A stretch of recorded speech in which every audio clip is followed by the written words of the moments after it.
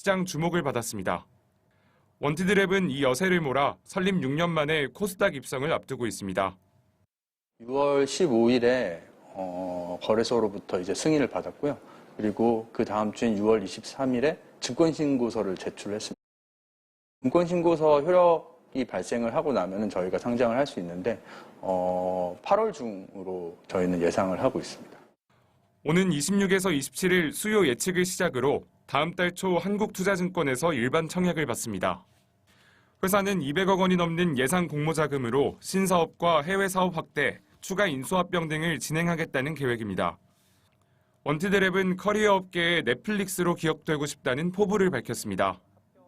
넷플릭스는 재미를 추구하고 뭔가 즐거움을 추구한다면 저희 같은 경우는 커리어의 성장, 성취, 그리고 사람들과의 교류 이런 것들에 좀 더 초점을 맞춰서 커리어가 단순히 이렇게 너무 멀거나 어려운 것이 아니라 월 구독 형식으로 사람들에게 좀 더 쉽게 다가갈 수 있고 스스로 뭔가 설계할 수 있고 그리고 성취할 수 있게 만드는 그런 서비스가 되고 싶습니다.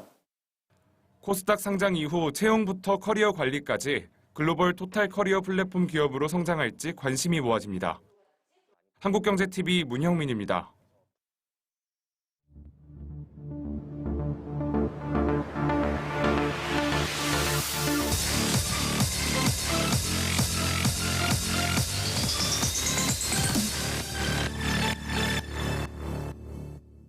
네, 기업 소식 살펴보는 뉴스앤마켓 시간입니다. 오늘은 휴가에서 돌아온 박혜린 기자와 함께 하겠습니다.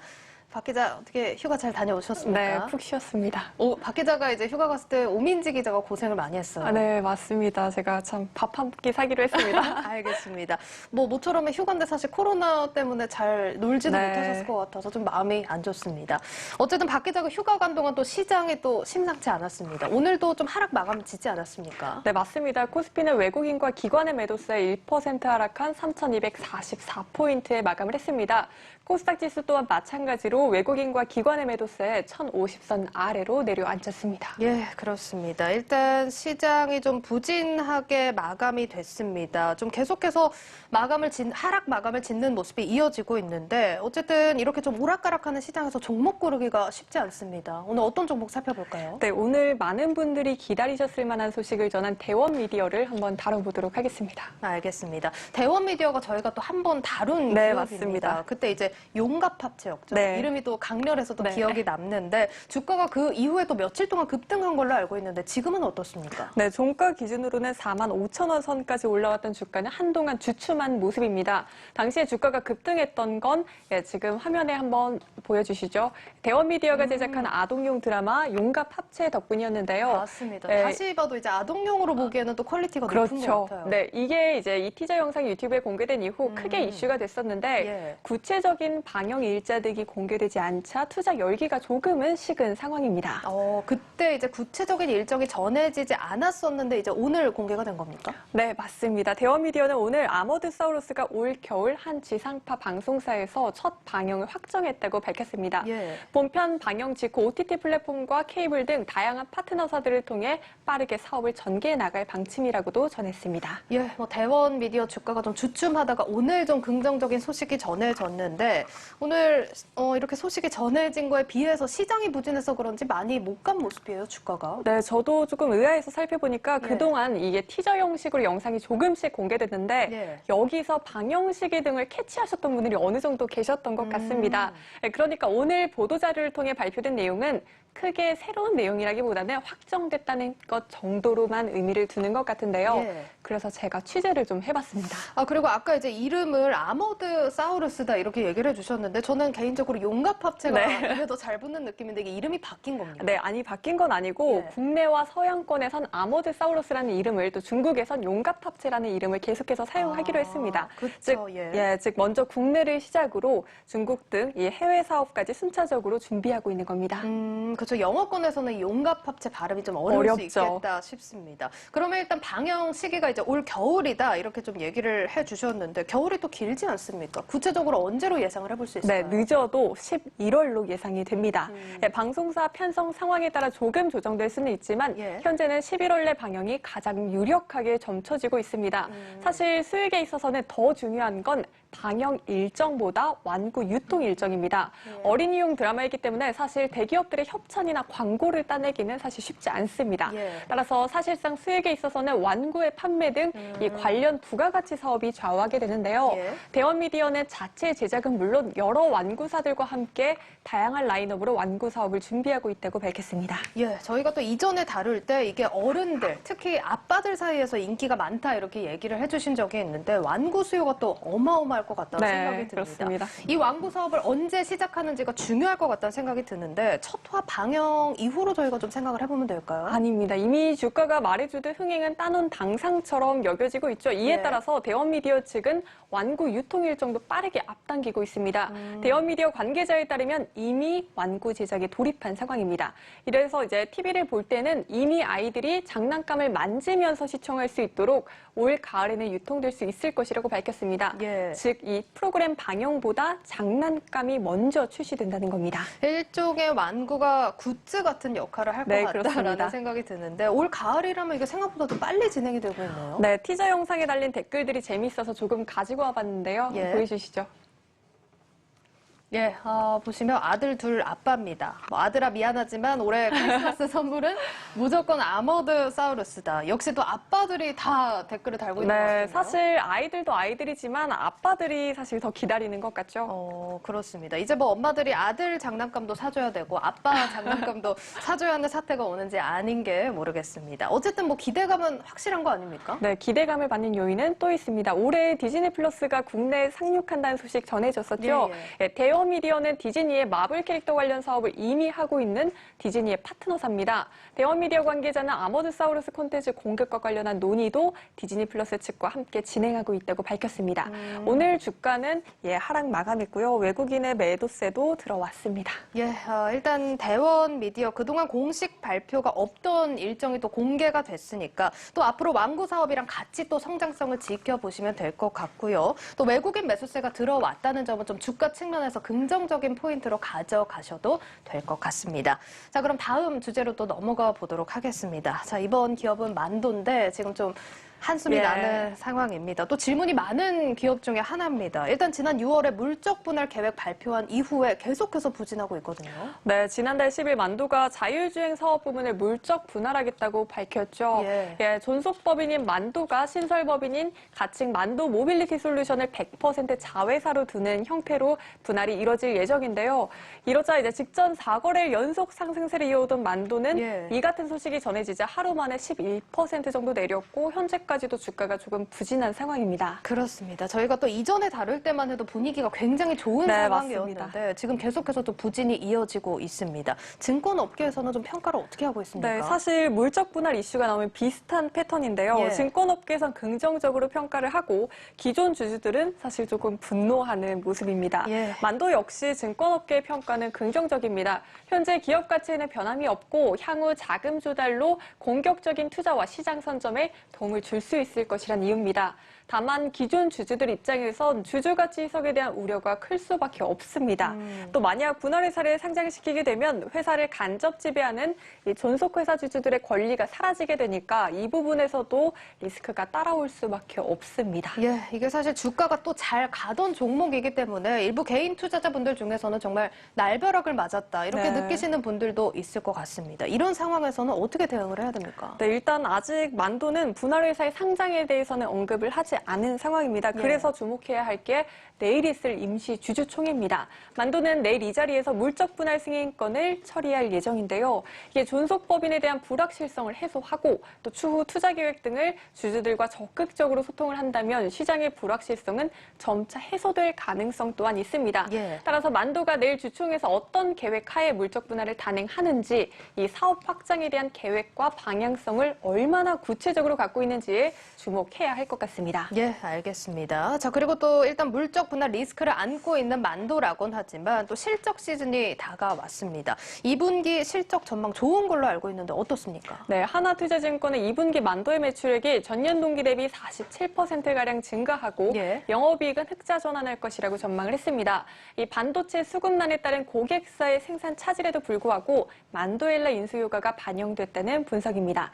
특히 3분기부터는 반도체 수급 수급 여건 또한 개선이 되고 주요국 내 견조한 자동차 수요가 맞물리면서 성장세가 예상된다는 분석이 나오고 있습니다. 즉 만도의 주가는 물적 분할과 반도체 부족 등의 영향으로 약세를 보이고 있으나 이게 장기적인 성장 흐름에는 변함이 없기 때문에 매수한다면 지금이 적기다 이렇게 조언을 했습니다. 다만 수급을 보면 지난달 10일 이후로 외국인과 기관이 각각 850억 원, 196억 원의 주식을 순매도했다는 것은 참고하시기 바라겠습니다. 예, 일단 내일 만도의 임시 주총에서 나올 세부 계획들 한번 살펴보셔야겠고요. 또 대원 미디어의 용갑 합체 방영까지 또 기대를 해보시면 좋을 것 같습니다. 증권부 박혜린 기자와 함께했습니다. 잘 들었습니다. 고맙습니다.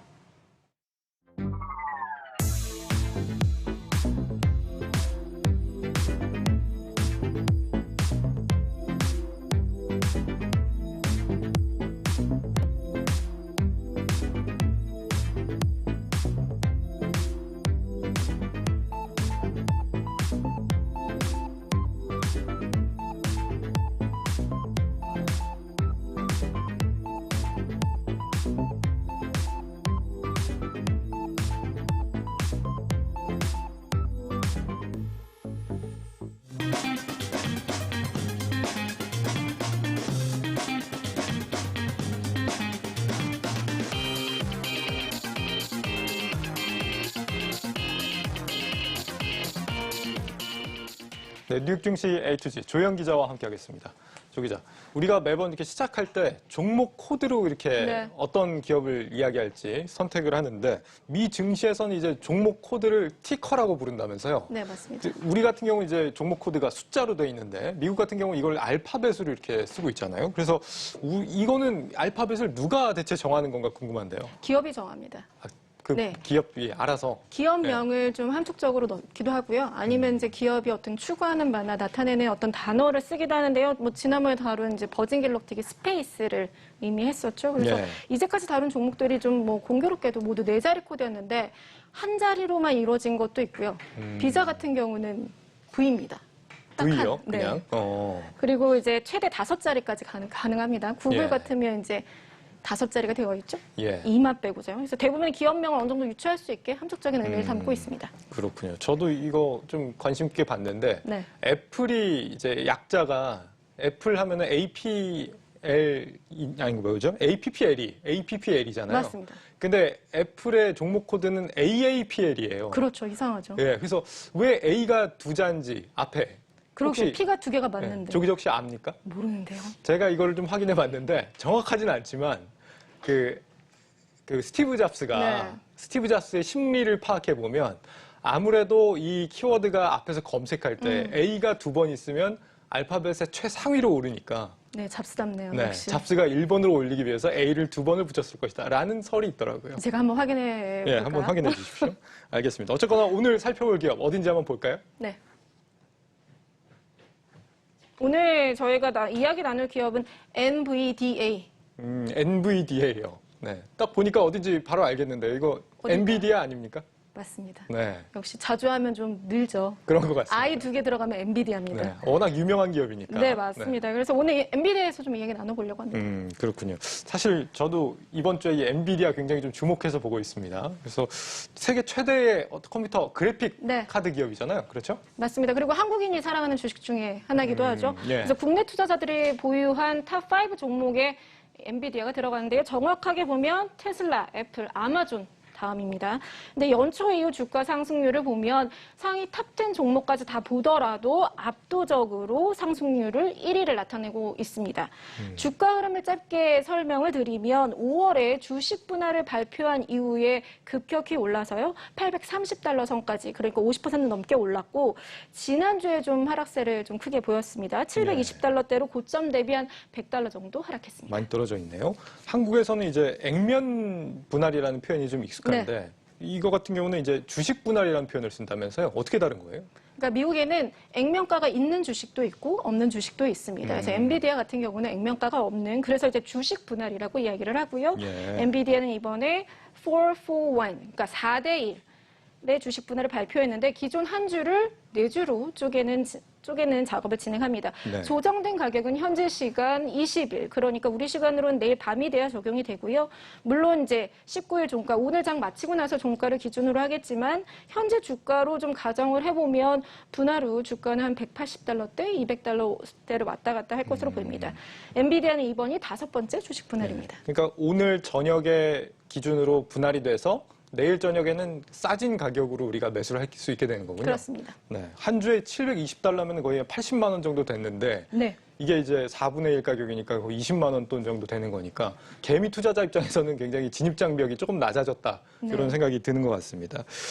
지금 주가가 하락하는 것은 그러니까 뭐 5월 발표 이후에 지금까지 이제 계속 상승해 오다가 많이 올랐죠. 지금 이제 좀 차익 실현을 하는 그런 단계다 이렇게 이해를 할 수 있겠는데 근데 이렇게 보통 주식 분할이 된다는 게 무조건 호재로 인식되는 건 아니잖아요. 맞습니다. 뭐 이미 국내 투자자들도 많이 아실 거예요. 분할 자체가 어떻게 보면 기업의 실질적인 가치에는 큰 영향이 없다는 것을 알고 계실 텐데요. 하지만 이제 지난해 미국 증시를 보면 테슬라랑 애플이 이 주식 분할 이후에 주가 상승이 거의 공식처럼 이어졌습니다. 실제로 지난해 8월 31일 테슬라와 애플은 분할 이후 첫 거래일에 13% 또 4% 올랐고 이후에도 한 달여간 좀 상승세를 이어갔습니다. 그러니까 기업의 성장 가능성이 충분하다고 판단이 되면 주가가 가벼워질수록 더 여러 사람들이 진입할 수 있으니까 추가 상승에 동력이 되는 모습입니다. 앞서 말씀드렸듯이 엔비디아도 그동안 4번의 액면 분할이 있었는데요. 당시에는 주가가 눈에 띄게 오르지 않았습니다. 지금 저 빨간 네모 박스 안에 S라고 표시된 게 바로 스플릿인데요. 이 4번 모두 많이 오르지 않았고요. 한 세 번째, 4번째만 잠깐 오르다가 떨어졌는데 이번 분할을 앞두고서는 가격이 급등했죠. 그래서 그렇네요. 기업의 펀더멘털이 어떻게 보면 결정적인 요인으로 뒷받침했다는 분석이 나오고 있습니다. 그러니까 한마디로 엔비디아가 얼마나 괜찮은 회사냐 이게 좀 중요하다 이런 얘기네요. 네. GPU 시장에서 뭐 최강자다 이런 얘기는 우리가 알겠는데 GPU라는 게 어떤 의미에서 이렇게 주목을 받고 있는지 그 부분은 아직 잘 모르겠습니다. 어떤 그러니까 부분입니까? 주가도 그렇고 실적도 크게 올랐거든요. 이게 언제를 기점으로 올랐냐면 지난해입니다. 바로 코로나 팬데믹 때문이죠. 코로나 팬데믹 이후에 이제 게임을 찾는 사람도 많아졌고 또 하나는 이제 비트코인입니다. 요 암호화폐 채굴 수요가 폭증하면서 같이 주가가 크게 올랐습니다. 지난주 봤던 로블록스처럼 이 메타버스 관련해서도 엔비디아가 빠지지 않거든요. 그래서 가상현실 세계를 몰입감 있게 구현하기 위해서는 당연히 그래픽이 핵심이겠죠. 그리고 또 가상화폐 채굴과 관련해서도 이 엔비디아가 핫했습니다. 지난 2월에 이더리움을 비롯한 이 가상화폐 채굴 전문 반도체칩 CMP를 런칭했는데요. 2월에 출시했는데 1분기에만 매출이 1억 5,500만 달러, 이번 2분기에는 4억 달러가 예상되고 있고요. 2024년까지 연평균 7%의 성장세가 전망됩니다. 빅데이터, 딥러닝, AI에서도 이 GPUS가 주목을 받는데요. 또 이제 최근에 엔비디아가 공을 들이는 게 바로 데이터 센터 부분입니다. 데이터 센터와 연계해서 AI, 빅데이터, 클라우드 등 포괄적인 어떤 솔루션, 플랫폼을 제공하는 기업으로 확장하고 있는데 이 젠슨 왕 엔비디아 CEO의 설명을 직접 좀 들어보겠습니다. Cloud gives companies instant computing infrastructure. NVIDIA accelerated computing and deep learning ignited modern AI, the most powerful technology force of our time. AI learns from data to detect, perceive, predict, and automate tasks at incredible speed and scale. 이 AI에 있어서 이 단순 처리 속도가 굉장히 중요하다고 하는데 GPU가 이런 속도 면에서 굉장히 압도적이라고 얘기는 듣긴 했습니다. 그런데 이제 데이터 센터와까지 연결이 된다. 그리고 여기에 더해서 자율주행차하고도 또 연결돼서 새로운 사업이 있다면서요? 맞습니다. 엔비디아가 자율주행 플랫폼에도 투자를 하고 있는데요. 엔비디아 드라이브 AV 소프트웨어가 바로 그 주인공입니다. 엔비디아 하드웨어를 이용하는 소프트웨어는 안전주행을 위해서 초당 수백만의 연산을 해낸다고 하는데요. 현재 수백 개의 파트너사와 협력해서 자율주행 차량용 AI 시스템을 개발하고 있고요. 우리나라 뭐 현대기아차에도 과연 이 시스템이 들어갈지 이렇게 많이들 주목하고 계십니다. 자율주행 플랫폼을 보면 이 기술적인 부분에서 퀄컴이나 인텔, 테슬라, 그리고 구글을 제치고서도 엔비디아가 압도적으로 선두를 좀 차지하고 있습니다. 그래서 시장이 자리 잡으면 소프트웨어를 구독하는 어떤 비즈니스 사업 모델이 좀 확장될 것이라는 전망이 나오고 있습니다. 네. 엔비디아 전망이 좋다는 얘기도 이제 전문가들이 많이 그동안 해왔는데 네. 과연 지금의 이런 좋은 전망들이 이미 주가에 반영이 된 건지 아니면 앞으로 계속 더 오를 여지가 있는지 이런 부분이 궁금한데 어떻게 좀 평가가 되고 있습니까? 월가에서는 목표가를 일찍 상향했습니다. 원래 한 $700 선이었는데 네. 이제는 900에서 최대 $1,000까지 월가에서 제시를 하고 있는데요. 물론 주식 분할 전 현재 가격 $720에서 $1,000까지 추가 상승할 수 있는 30%의 상승 여력이 있다라는 설명이겠죠. 최근 분석을 제시한 애널리스트 27명 중에 26명이 매수를 추천했고요. 평균적으로 따져보아도 스트롱 바이, 강력 추천이 많았습니다. 가장 높은 목표가를 제시한 곳이 바로 BMO 캐피탈입니다. $1,000를 제시했는데요. BMO는 특히 엔비디아가 4월에 공개한 이 데이터 센터 서버용 CPU 그레이스를 주목했습니다. 영국 ARM의 기술을 적용한 초고성능 프로세서인데요. 데이터 센터 서버용 CPU 시장은 인텔이 90%, 그러니까 사실상 독점하고 있습니다. 여기에 이제 엔비디아가 출사표를 던져서 앞으로 시장의 주도권을 잡는 이런 싸움도 주목될 것 같습니다. 예, 과연 이 새로운 사업들에서 얼마나 이 사업이 잘 돼가느냐 이런 부분에 따라서 가격이 적정한가 이게 판가름될 수 있겠다 이런 생각이 듭니다. 네, 조영 기자였습니다. 잘 들었습니다.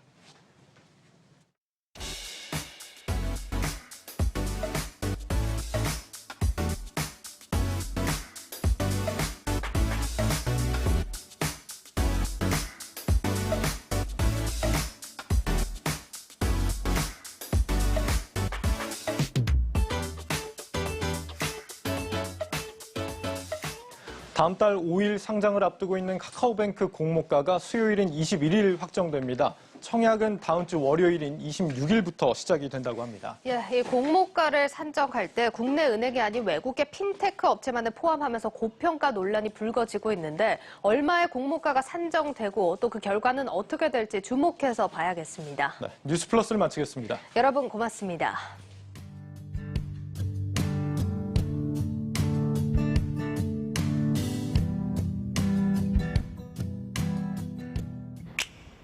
Let's tap.